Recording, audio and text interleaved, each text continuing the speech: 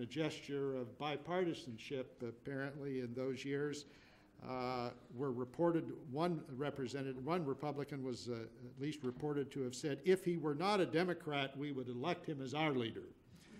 I don't know whether that claim could be made today, Paul, but that seems to me the ultimate in the endorsement of leadership. Mr. Mansfield's commitment to ethical standards led him later to become one of our country's most popular and effective ambassadors, and there he was genuinely admired and respected by government leaders and citizens alike. As a senator, he worked especially hard on the legislation which lowered the voting age to 18, bringing young people more directly and powerfully into the political process. And because of his interest in the Far East, which dates back to his days as a professor at the University of Montana, I understand, he made frequent trips to that region of the world. He was keenly aware of the way some public officials traveled, but he himself, I am told, always traveled modestly, and furthermore, upon return, wrote a carefully detailed report of his visit, again, exercising leadership by example. In foreign affairs, Senator Mansfield had an important guideline for himself and his staff. It said he would never read a classified document. He'll have to tell us whether that is true or not, but maintained that if you were diligent enough to keep up with the press, you'd know about 95% of what's contained in classified documents, so there was no need to read them in any event. He has for many years been concerned about the issue of campaign financing. In his last Senate race in 1970, he raised $87,000 and spent only $20,000. Mr. Mansfield has said, now, quote, now it's a case of millions. If a fellow made a big contribution to me during my campaign, paren, he says, none of them did, and wanted to see me, I'd see him and listen to him, and I'd convince myself that I wouldn't be swayed by his contribution. But down deep, he said, you'd feel a little obligation. Mr. Mansfield has said that he will not write his memoirs or cooperate on any oral history project on himself and his times. I hope eventually he'll change his mind on that point. But in his view, quote, I think historians will tell the truth in 50 years, he says, 100 years from now when they write.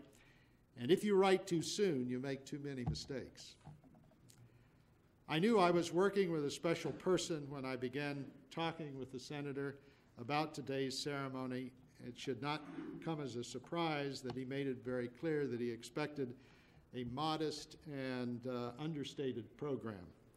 So we've tried as best we can, Senator, to honor that wish, but it is with great pleasure that I ask you in this audience to join me in honoring a person whose professional career as a teacher, as a member of the United States House of Representatives, a member of the Senate, and ambassador, has set a standard for ethical behavior and public service to which all should aspire.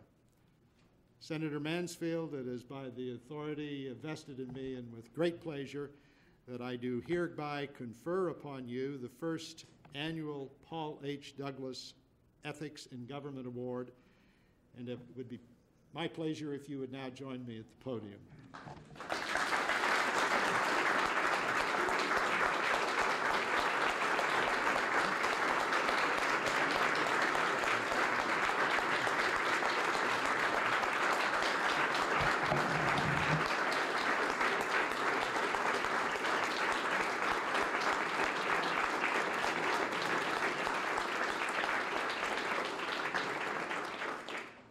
If I may just present you with this plaque and read it for the benefit of your friends.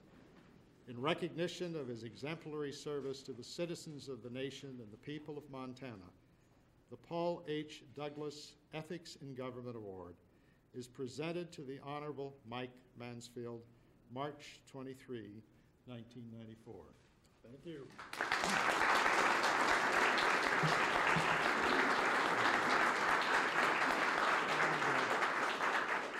If I may also, with great affection, present to you a copy of a book which, unless I miss my guess, might already be in your library. But with great pleasure, Ethics in Government by Senator Douglas also would be pleased to present you a copy of that. And thank you again as recipient of the award. Thank you. Please, the podium is yours now for whatever rebuttal you'd like to have. Thank you, Doctor.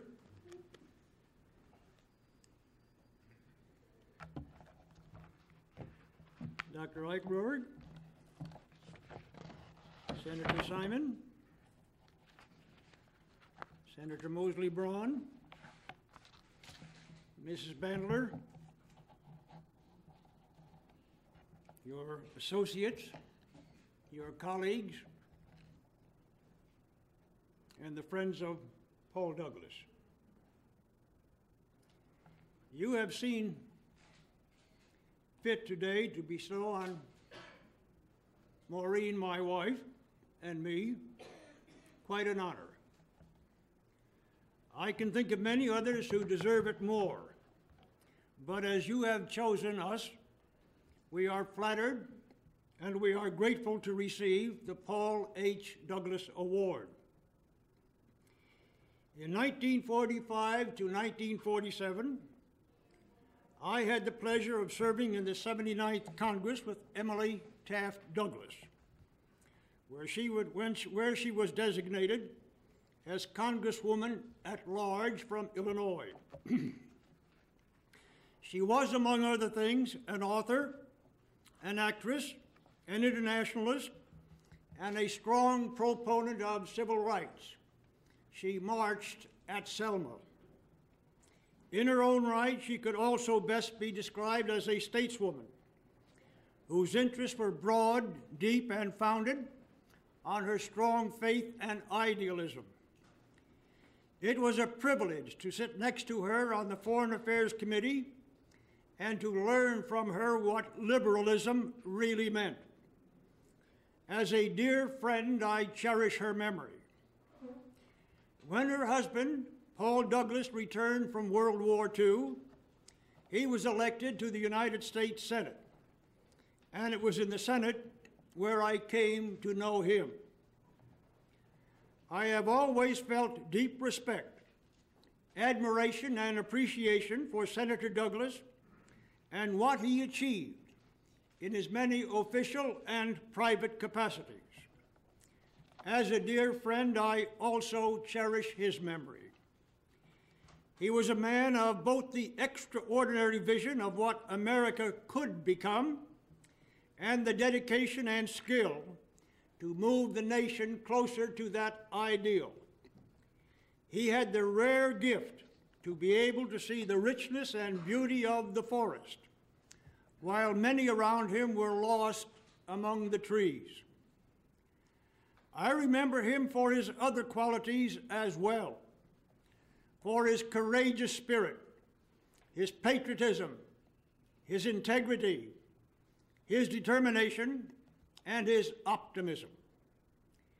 And I remember him for his abilities as a statesman.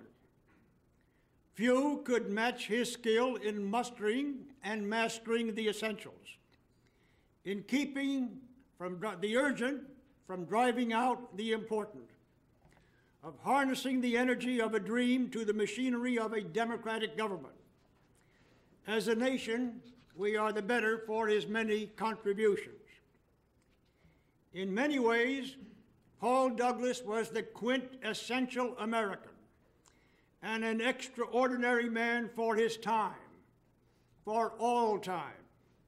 We were richly blessed to have him among us.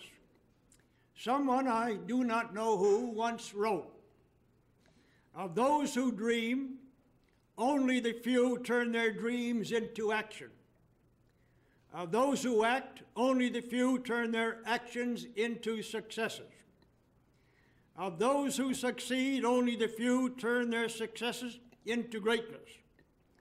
And of those who achieve greatness, there are only a few whose deeds and character will outlive them for generations to come." Such a man was Paul Douglas. I can think of no more appropriate name for an award for public service. He has set a standard to which all who work for the betterment of our nation and in service of our citizens should aspire. Therefore, we accept the Paul H. Douglas Award in the hope that it will inspire future generations of Americans to commit themselves to the service of this nation, which both deserves and needs the very best we all have to offer. As for myself, having also been a public servant in many capacities over the last 5 decades, I have had the privilege to work alongside with Paul Douglas for much of the time, and along with him to be part of that magnificent process by which the directions of our great nation are determined. That alone has been honor enough for one person's lifetime.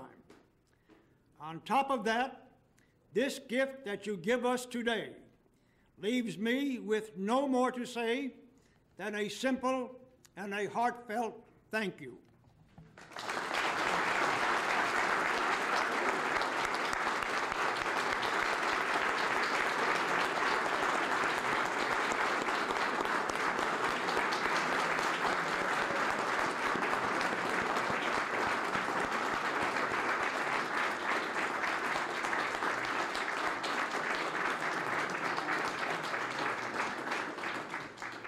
We thank you, Mike Mansfield. We're proud of you.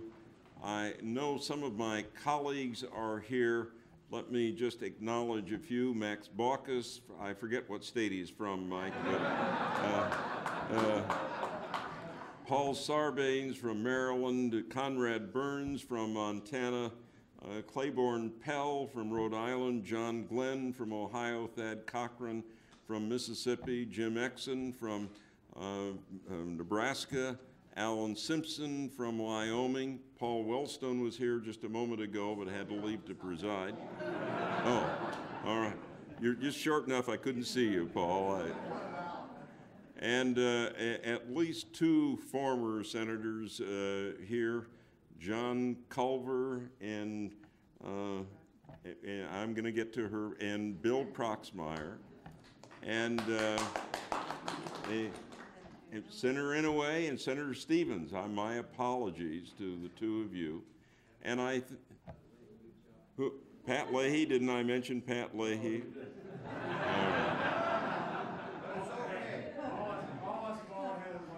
And at least 2 former cabinet members, Bill Coleman and Orville Freeman. But I think it is not, and the chief judge of the appellate court here, former House member and a longtime friend of Paul Douglas, Ab Mikva, who is mentioned in the last paragraph of Paul's autobiography. I think it is not amiss to say that Paul Douglas would be particularly proud to have as a senator from the state of Illinois, Carol Mosley Braun. And Carol, thank you for being here.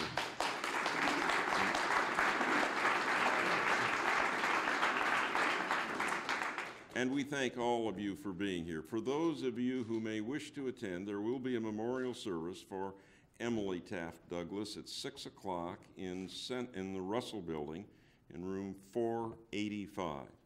But to all of you who've come to pay tribute either to Paul Douglas or to Mike Mansfield or to this cause, we thank you all very, very much for being here. Our meeting stands adjourned.